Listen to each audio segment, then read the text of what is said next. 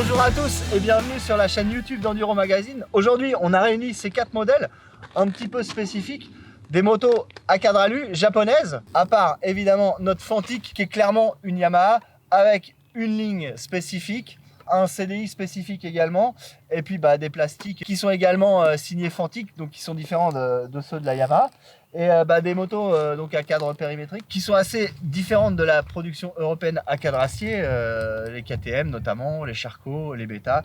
Des motos avec plusieurs philosophies différentes. Là, on a la chance d'avoir la Kawa, la KX 250X qui, elle, déjà, elle est très rare, on en voit assez peu. Là, c'est Podium Moto à Chartres qui nous a fait le plaisir de nous la prêter. On est vraiment sur une cross homologuée, sur une cross country homologuée, on va dire, donc une route 18.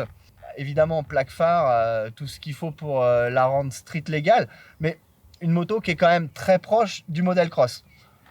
La Honda RX, elle, c'est un petit peu le même concept, mais les Italiens de chez Red Moto ont un petit peu plus travaillé sur notamment des settings de suspension plus souples, un allumage spécifique pour la rendre un petit peu, pareil, plus souple à l'emploi au niveau moteur. Et par contre, donc la WRF et la Fantic qui sont, elles, des vraies motos d'enduro, entre guillemets, parce que bon, ça reste, elles sont évidemment dérivées du modèle cross, mais il y a eu plus de travail dessus, notamment au niveau des rapports de boîte, et puis oui, tout ce qui est homologation une nouvelle fois. Donc ça, c'est une moto qui a été homologuée par Bonneton, une moto assez rare aussi.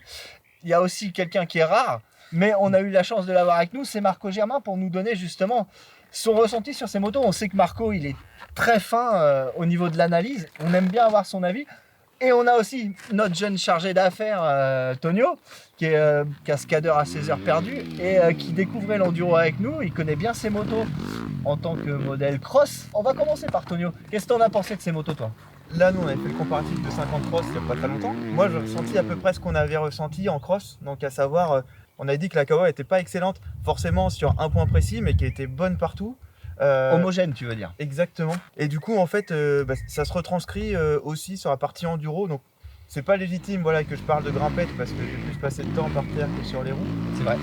Mais pour la partie prairie, en fait, même si on a une route 18 et les systèmes endurisés, j'ai ressenti à peu près les mêmes sensations. Donc vraiment quelque chose avec un caractère plus cross, contrairement à la Honda qui, elle, par contre, c'était une de mes préférées sur 254 temps. J'ai moins reconnu l'aspect cross justement où on pouvait freiner, casser, virer. J'ai senti un peu un avant un peu plus confortable mais peut-être un peu plus fou pour ce point-là.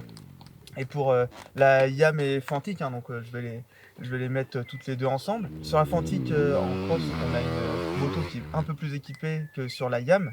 Là, on a un sabot chacune, juste des pare-mains sur la Fantic. Par contre, la YAM elle garde son boîtier double courbe sur le modèle cross et le modèle enduro.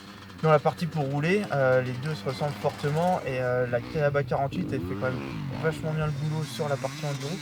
Et je trouve que ça allait plutôt bien pour attaquer. Moi je pense que je me suis senti plus à l'aise pour attaquer sur la YAM et la Fantic. Après je mettrai pour la Kawasaki et après la Honda. Je parle pour la partie prairie. On va passer à l'avis de Marco, 9 fois champion de France. Donc là, voilà, un avis plus technique évidemment. Tu as notamment beaucoup roulé avec ces motos. Tu as vraiment enchaîné les tours pour te faire une idée. Qu'est-ce que tu en penses? Déjà, on va préciser une petite chose qu'on n'a pas précisé tout à l'heure, c'est qu'on avait un Akrapovic quand même sur la Yamaha, ce qui n'est pas d'origine. C'est une préparation Bonneton. Ça mérite d'être précisé parce que c'est pas une moto totalement d'origine, on va dire. Vas-y, à toi Marco. Alors déjà, l'essai était quand même très pertinent dans le sens où on avait 4 motos japonaises à essayer. C'est des motos qui sont assez rares aujourd'hui sur le marché. J'ai essayé d'enchaîner des parties techniques comme des parties un peu roulantes pour essayer de voir un peu les différences sur les motos. Je pense qu'on a 4 physionomies de motos différentes. On a une Kawasaki, une KX qui est très typée cross. Donc c'est une moto qui est très fine, qui est très compacte, qui est très joueuse. Par contre, qui n'est pas facile à emmener dans des parties techniques où la boîte n'est pas forcément super bien étagée, la moto elle n'a pas forcément le plus de bas régime, mais ça reste une bonne moto, très joueuse, très sympa à rouler, après qui est un peu plus exigeante. La Honda, qui est une très belle moto aussi également, bien typée enduro. On a une moto où on a vraiment une ergonomie de châssis qui est quand même super agréable. Quand on monte dessus, on n'a vraiment aucun problème, tous les leviers, tout est nickel. On a un moteur, je trouve, qui a progressé par rapport à l'ancienne version que j'avais essayé il y a 2 ou 3 ans en arrière. un moteur qui a beaucoup plus de force à bas régime. Voilà, j'ai trouvé que par contre elle était un peu plus haute que d'habitude, la moto, et j'ai trouvé un avant relativement lourd. Alors est-ce que c'est les sittings qui font ça, mais en tout cas elle a bien progressé en moteur et ça fait un bon combo quand même cette moto.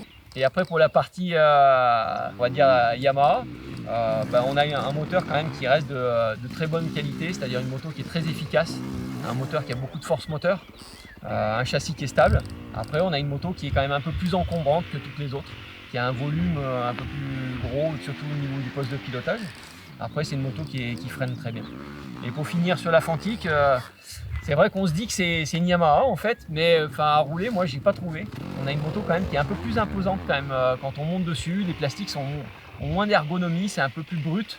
Donc moi j'ai plus l'impression d'être sur une 450 que d'être sur une 250 avec cette moto. Et après, je pense que le fait d'avoir pas les mêmes boîtiers et les comportements sont pas tout à fait les mêmes. Après c'est relativement fin. J'ai trouvé qu'il y avait un peu moins de force au niveau bas régime. Par contre c'est une moto qui prenait plus facilement les tours. Ça reste une bonne moto, c'est vrai qu'elle est un peu plus équipée que la Yamaha. On a une ligne d'échappement qui est Arrow d'origine, alors que sur la Yamaha il n'y en a pas. On a des protège-mains, on a un CDI guette, voilà. Je pense que c'est qu'une question après de réglage sur la moto pour arriver à avoir à peu près les mêmes rendus que la Yamaha. Donc 4 motos qui ont leur spécificité. Après, à vous de choisir ce qui vous plaît. Ouais, c'est surtout en fait en fonction de ton utilisation. C'est-à-dire, si tu dois aller faire des classiques, tu vas plutôt partir sur une Yamaha ou... Je dirais que si je veux faire des classiques, oui, je m'orienterai vers une Honda, vers une Yamaha. Après, si je veux faire un peu du cross, Voilà, du cross-country, je partirais plus sur une KXF parce que voilà, c'est plus typé cross, où on a aussi la Fantic qui s'y prête bien parce qu'elle est quand même bien aussi typée un peu plus punchy. Donc il y en a pour toutes les sauces, il faut juste choisir. Moi j'insisterai sur la Honda, le réservoir qui est un peu plus gros que celui d'origine, c'est peut-être à cause de ça qu'elle t'a semblé plus pâteau, mais moi j'ai bien aimé quand même ce côté pâteau de l'avant qui effectivement est présent. Ça permet vraiment d'avoir un train avant qui est très très incisif et qui permet vraiment bien d'aller chercher les ornières et qui moi m'a semblé très ration. Et niveau châssis c'est quand même vraiment pas mal. La Honda en fait c'est comme la Kawa, elles ont des châssis qui sont très courts. Quand on les regarde, c'est des motos qui sont très compactes. Quand on voit la Yamaha et la Fantic, on a des motos qui sont un peu plus longues.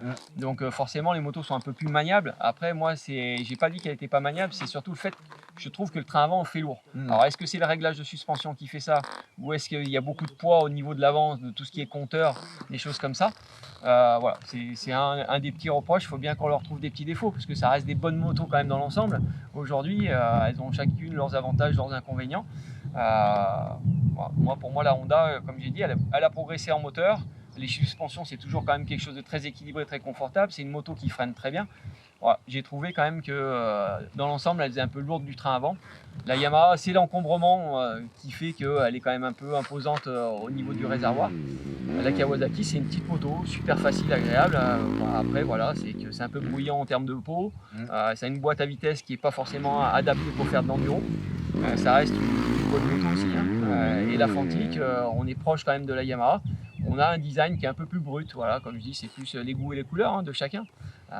Mais elle est un peu mieux équipée que la Yamaha. Voilà. Il faut noter par exemple pour faire de l'enduro, si on doit faire justement on parlait de classique, si on doit aller faire un trèfle ou une rando vergne ou quoi, la Honda on est assez rapidement, on sature assez rapidement sur la route ou dans les grands chemins, elle va pas très vite.